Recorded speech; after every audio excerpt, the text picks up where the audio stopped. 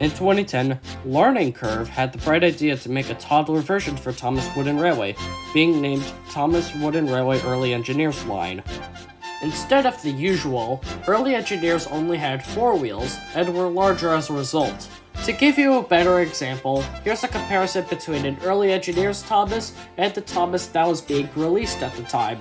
While there are some that looked pretty good in their early engineers form, there were some that were just... This obviously had the idea of toddlers in mind, but Thomas Wooden Railway by itself was already toddler-friendly enough, so the plug was pulled a year later. What a shame. So, why did I bring this up? I have no idea why, I just thought it was cool. Oh yeah, and here's this Percy I made a while back.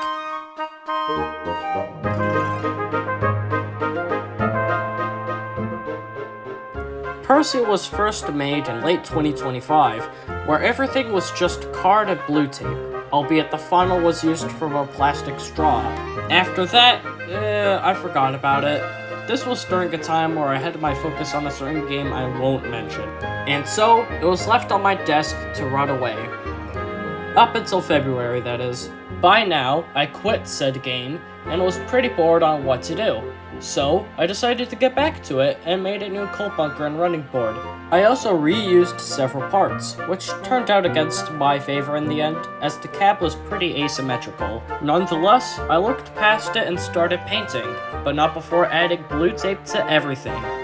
I also printed out a chassis and wheels, with the wheels turning out terrible. I'll get back to this later. I kept the running board green and painted the buffer beam red, and the coal bunker, buffers, and supports in black.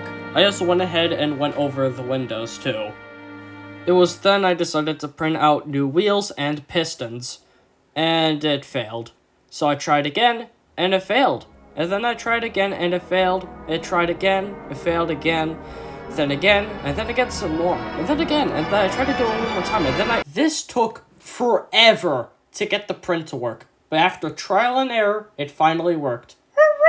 I then finally started painting up everything else, and things were starting to look a bit more complete.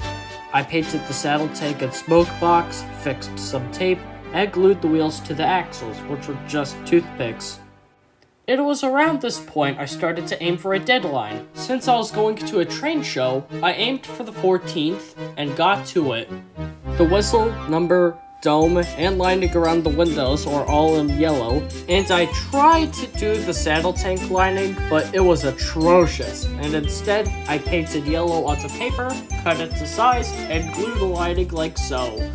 The temporary face I made was finally replaced with the happy-go-lucky one we all know and love, with a shocked face in the back to swap expressions whenever I feel like it.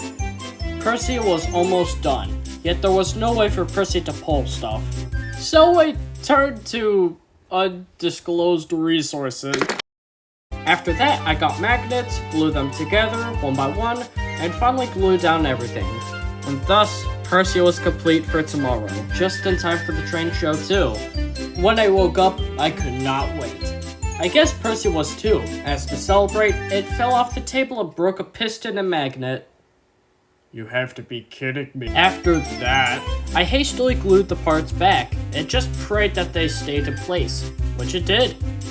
Hooray again! I showed it off at the train show, and the people I showed it off liked it a lot. I saw some cool guys, I saw a prop from the actual show, I had a great spending spree, and not only that, Percy managed to stay in one piece after all that. While there are some imperfections, especially that cab, this is pretty good in my eyes for a first custom-built logo. Also, this is not to be any sort of alternate universe or ideal whatever.